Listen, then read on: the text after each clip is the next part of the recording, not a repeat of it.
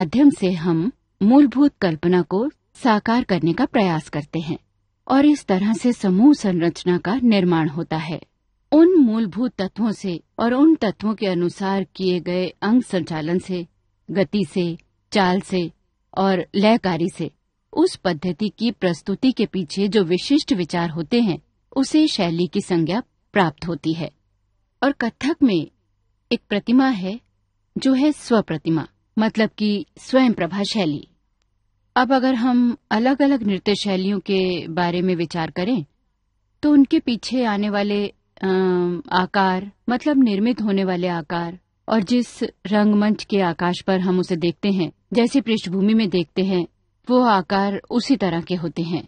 उदाहरण के तौर पर कुछ आकार होते हैं गोल, अर्धगोलाकार, पंचकोण, कोण, त्रिकोण, मतलब अलग अलग आकार होते हैं।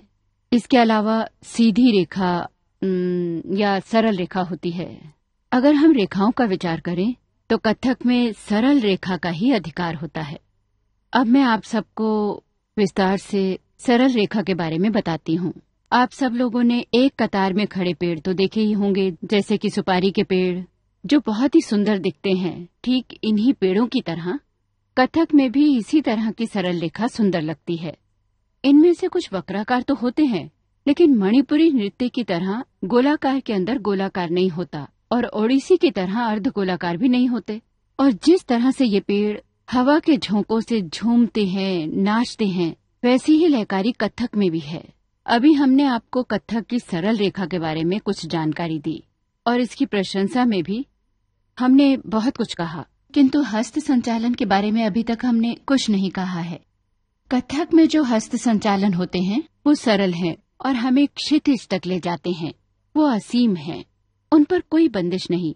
इधर हाथ किया तो यहाँ से जाने वाली रेखा दिखाई देती है, यूं किया तो ये वाली रेखा दिखाई देती है, सामने किया तो सामने वाली रेखा।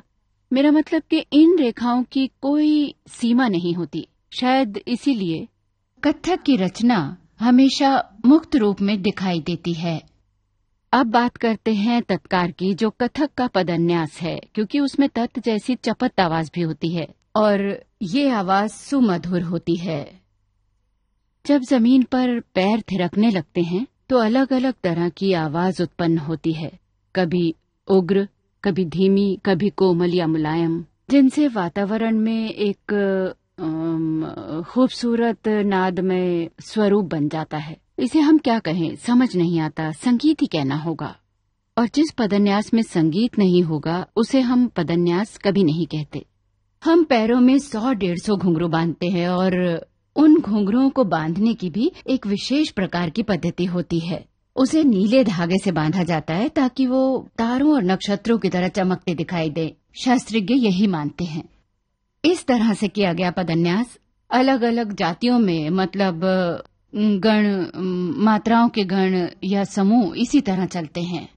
और अब इस बारे में विस्तार पूर्वक समझाती हूँ। मान लो आप षष्ठ जाति में कुछ कर रहे हो, आपको लगेगा कि आप झूले पर बैठे हैं या झूल रहे हैं।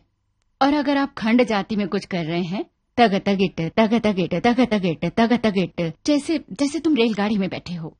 और अगर आप चौगुन में जाओगे, ढगिन तिनक दिन, जैसे आप घुड़सवारी कर रहे हैं।